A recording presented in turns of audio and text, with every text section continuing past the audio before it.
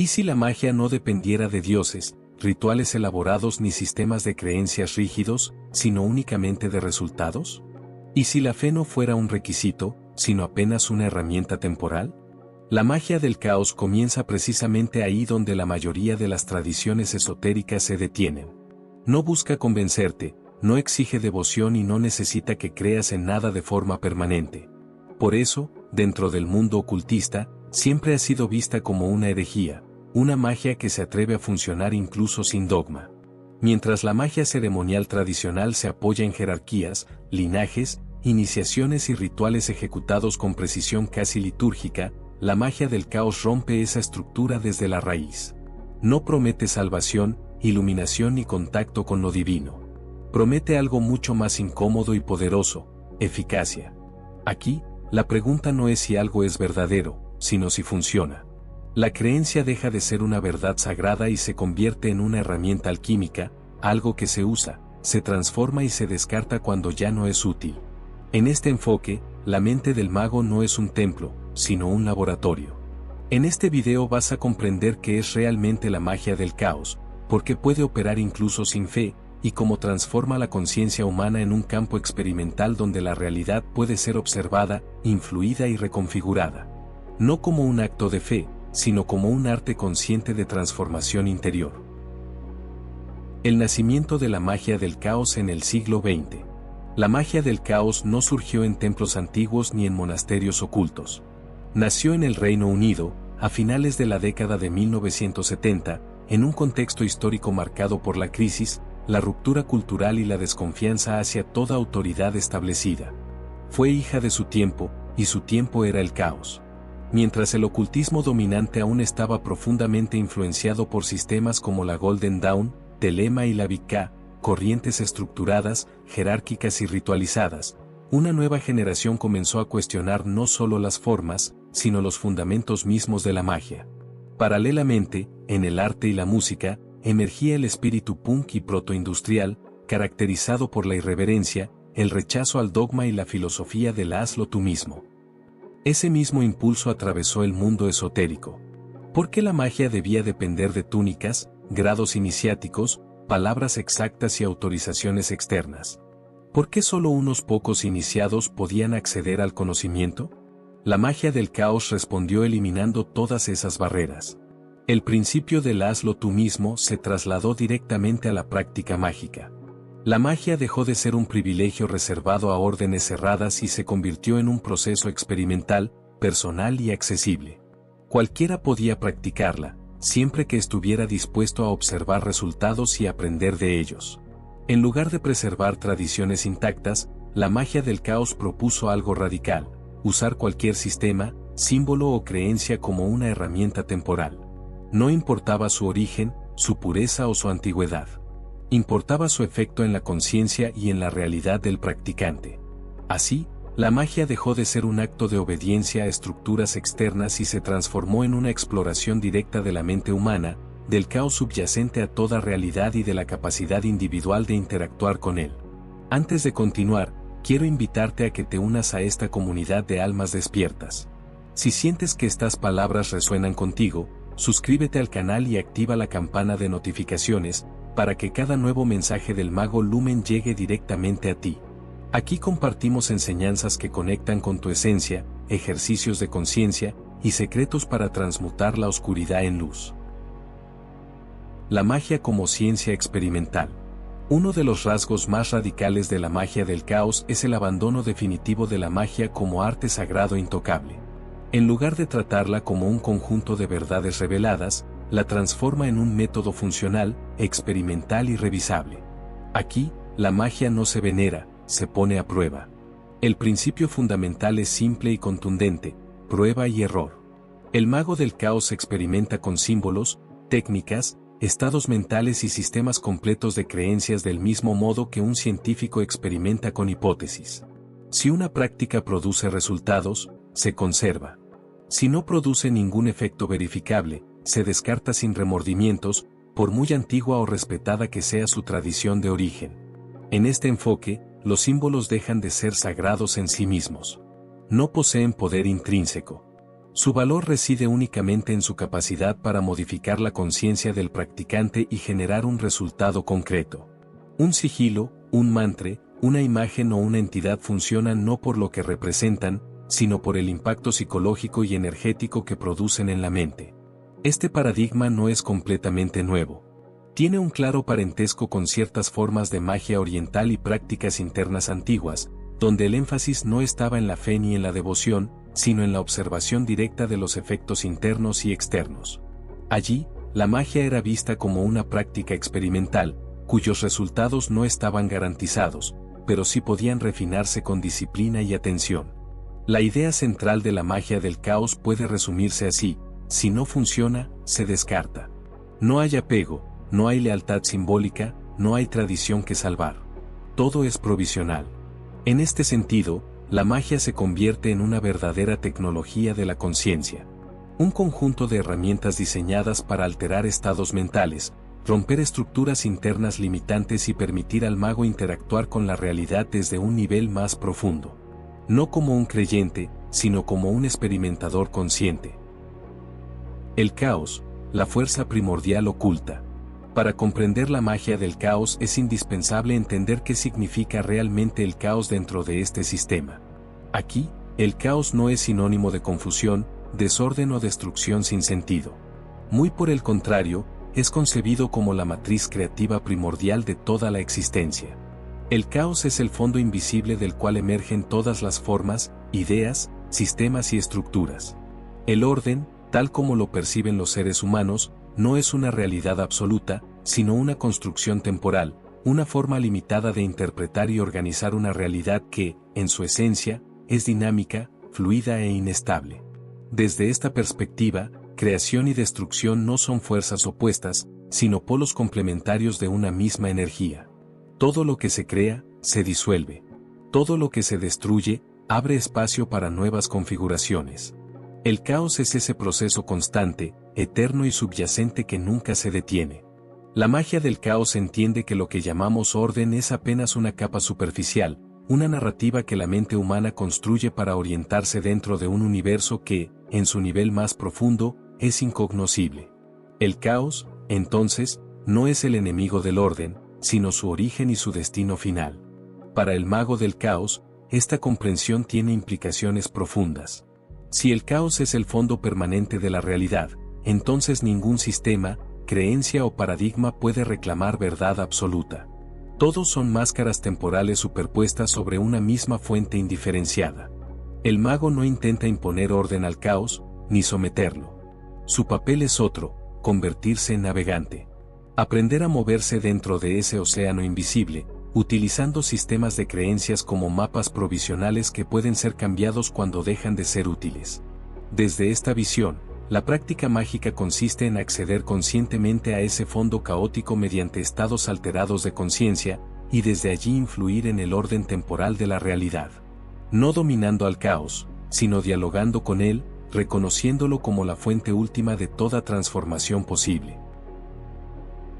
La creencia como herramienta, no como verdad. Uno de los principios más disruptivos de la magia del caos es su relación con la creencia. Aquí, la creencia no es una verdad revelada, ni una convicción sagrada que deba sostenerse toda la vida. Es un instrumento temporal, una herramienta de trabajo que se adopta, se utiliza y se abandona cuando deja de cumplir su función. Desde esta perspectiva, creer no significa someterse, sino operar. El mago del caos no pregunta si una idea es verdadera en términos absolutos, sino si es útil para generar un estado de conciencia específico y producir un resultado concreto. La creencia se convierte en una llave psicológica capaz de abrir determinadas puertas internas, pero ninguna llave es definitiva. Este enfoque da lugar a lo que se conoce como politeísmo psicológico. No se trata de adorar literalmente a múltiples dioses, sino de comprender que la mente humana puede habitar distintos sistemas simbólicos sin quedar atrapada en ninguno. Cada sistema de creencias es una estructura de orden temporal que puede ser asumida con total intensidad y luego descartada sin culpa ni apego. Por eso, en la magia del caos se cree intensamente, y luego se suelta. Durante la práctica, el mago se sumerge por completo en el paradigma elegido. Actúa como si fuera real, verdadero y absoluto. Pero una vez obtenido el resultado, esa creencia pierde su función y se disuelve. Aferrarse a ella sería convertirla en dogma. Cuando un sistema se vuelve fijo, cuando deja de ser cuestionado y se transforma en identidad, deja automáticamente de ser magia del caos.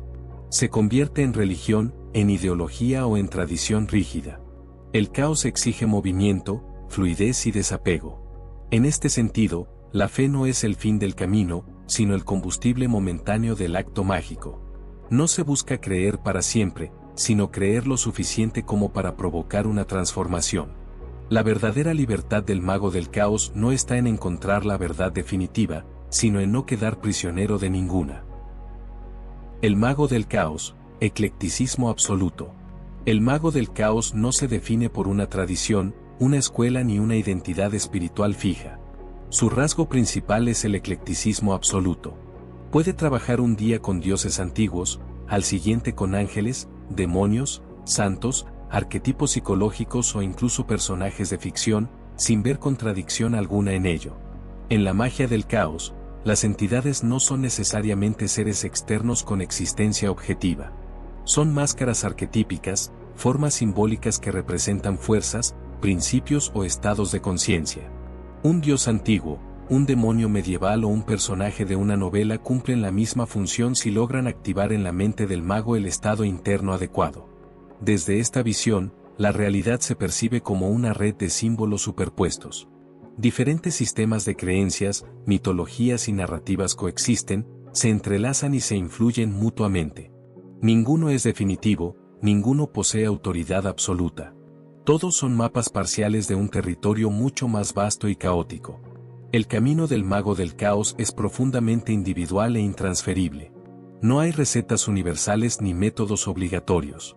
Lo que funciona para una persona puede ser inútil para otra. Por eso, no existe un modelo único de práctica ni una doctrina central que deba ser aceptada. Este enfoque implica un rechazo absoluto del dogma. No se aceptan verdades incuestionables ni jerarquías espirituales permanentes. La autoridad no está en los libros, las órdenes o los linajes, sino en la experiencia directa y en los resultados obtenidos. El mago del caos no busca pertenecer, ni ser validado. Busca experimentar, comprender y transformar.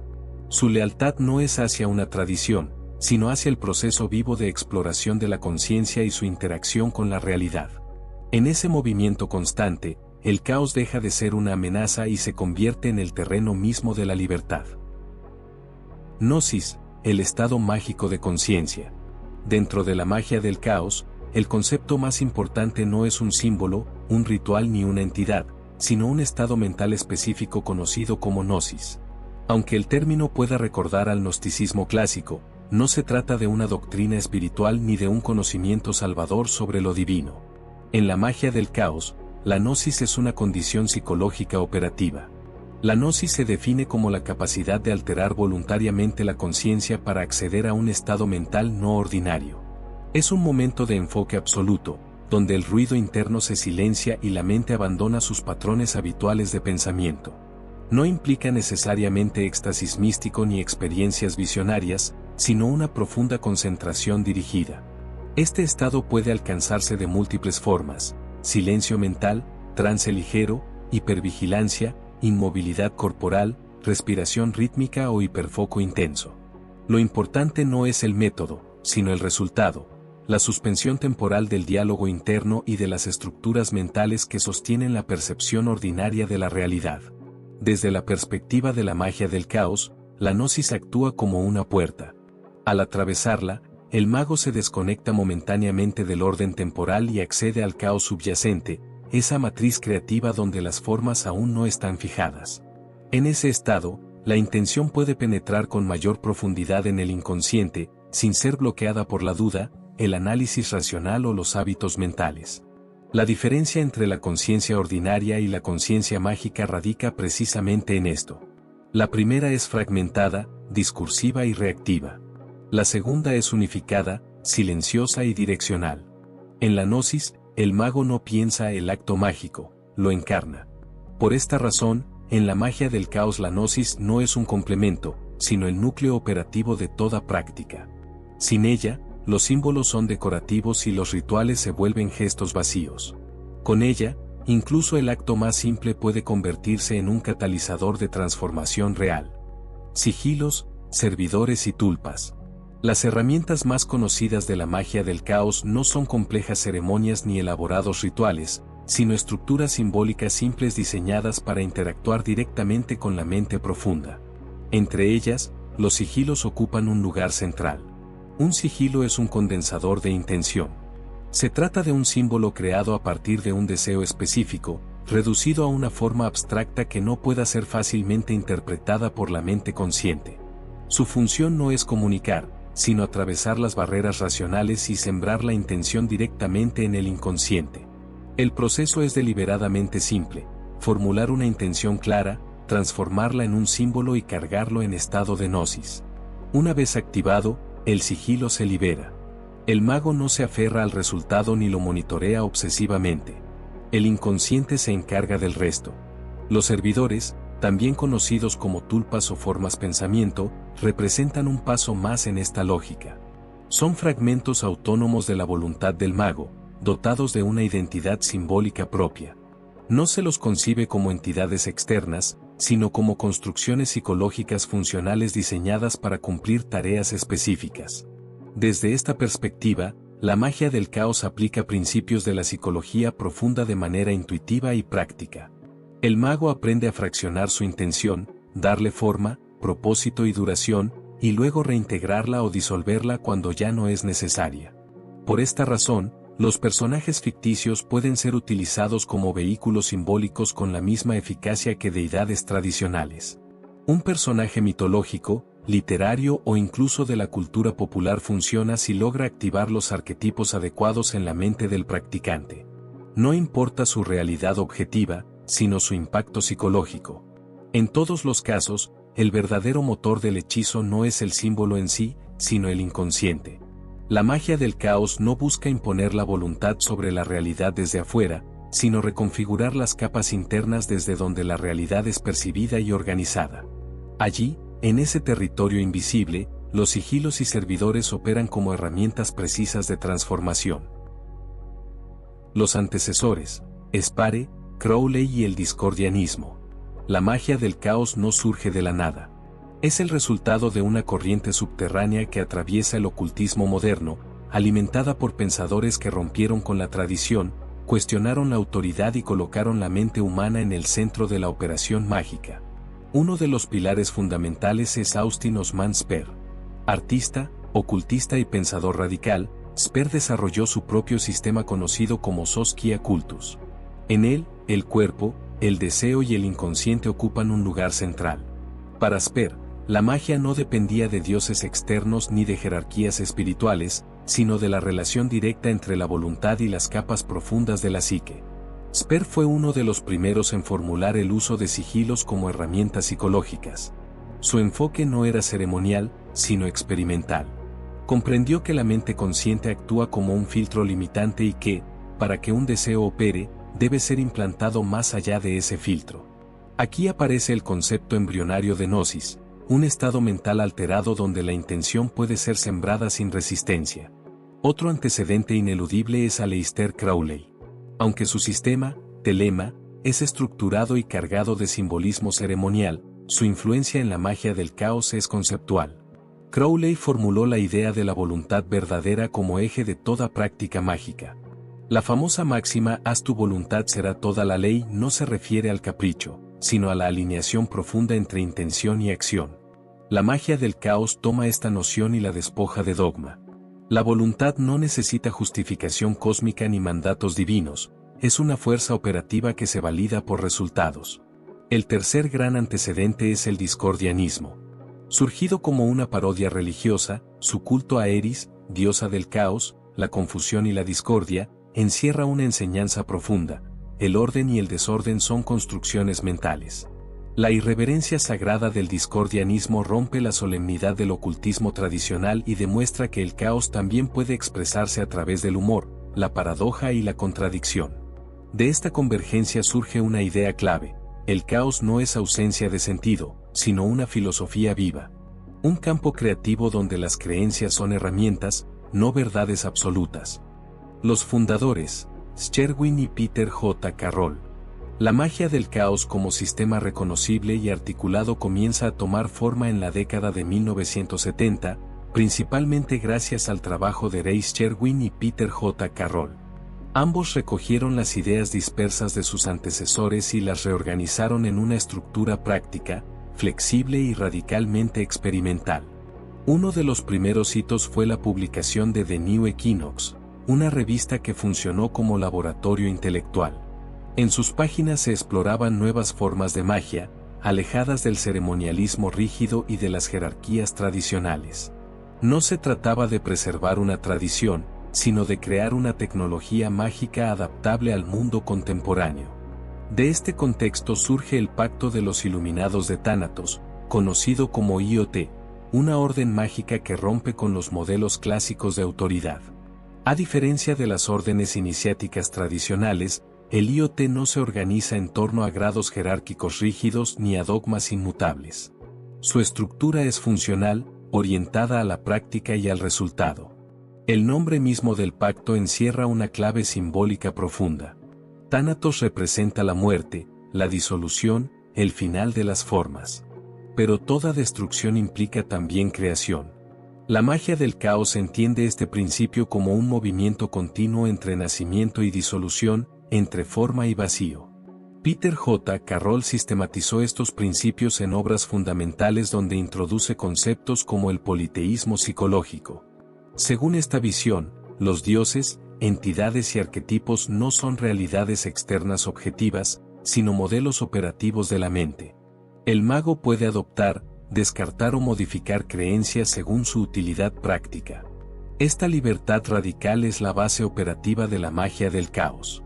No hay una verdad final, solo herramientas temporales. El practicante se convierte en un alquimista de la conciencia, capaz de crear orden, abrazar el caos y disolver ambos cuando dejan de ser útiles. Expansión, cismas y magia del hielo. Con la expansión de la magia del caos más allá del Reino Unido, surgieron nuevas interpretaciones, tensiones internas y fracturas inevitables. Lo que nació como un sistema flexible comenzó a multiplicarse en escuelas, corrientes y enfoques que, paradójicamente, reflejaban la propia naturaleza del caos actuando sobre sí mismo. A medida que el movimiento se internacionalizó, diferentes practicantes enfatizaron aspectos distintos del sistema. Algunos profundizaron en lo psicológico, otros en lo ritual, otros en lo filosófico. Esta diversidad generó creatividad, pero también conflictos. La pregunta central era inevitable: ¿hasta qué punto puede existir una estructura sin volverse dogma? Uno de los nombres clave en esta etapa es Frater Ude, quien desarrolló lo que se conoce como la magia del hielo. Este enfoque propone el uso de estados mentales fríos, desapegados y altamente concentrados, en contraste con la magia basada en la emoción intensa, la catarsis o el éxtasis. La magia del hielo sostiene que la emoción puede contaminar la intención. En lugar de exaltación, propone silencio interior. En lugar de fervor, precisión. El mago se convierte en un operador clínico de la conciencia, capaz de actuar sin involucrarse emocionalmente con el resultado. Esta visión generó debates profundos dentro del movimiento. ¿Es la emoción una fuerza o un obstáculo? ¿Debe el mago fundirse con el deseo o observarlo desde la distancia? Las respuestas nunca fueron unánimes. Así surgieron guerras internas, fragmentación de órdenes y rupturas ideológicas. Pero lejos de ser una debilidad, esto confirmó un principio fundamental: la magia del caos no puede cristalizarse sin traicionarse a sí misma. Cuando una forma se endurece, el caos la rompe. El sistema se disuelve, se reconfigura y vuelve a nacer. Ese es su pulso vital. Magia del caos y cultura pop. La magia del caos no se limita a círculos ocultistas ni a prácticas esotéricas cerradas.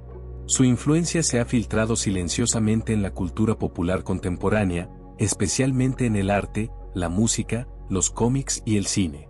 Autores como Alan Moore y Grant Morrison han reconocido abiertamente el uso de principios de la magia del caos en sus obras. En sus narrativas, la realidad es maleable, la identidad es fluida y la conciencia actúa como fuerza creadora.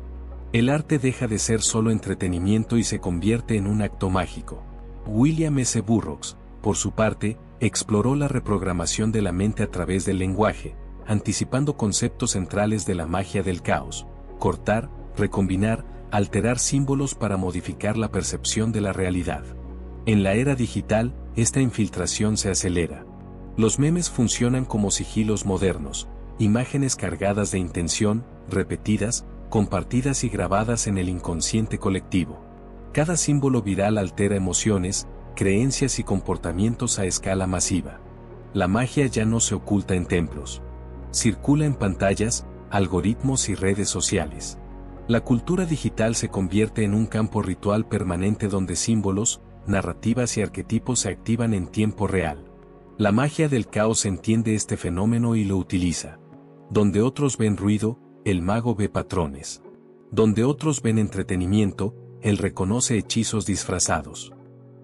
Al final del recorrido, todas las formas se disuelven en un mismo principio: el caos.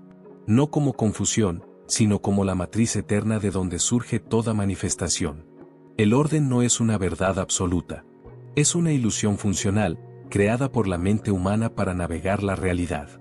Útil, necesaria, pero siempre provisional. Cuando el orden se rigidiza, se vuelve prisión.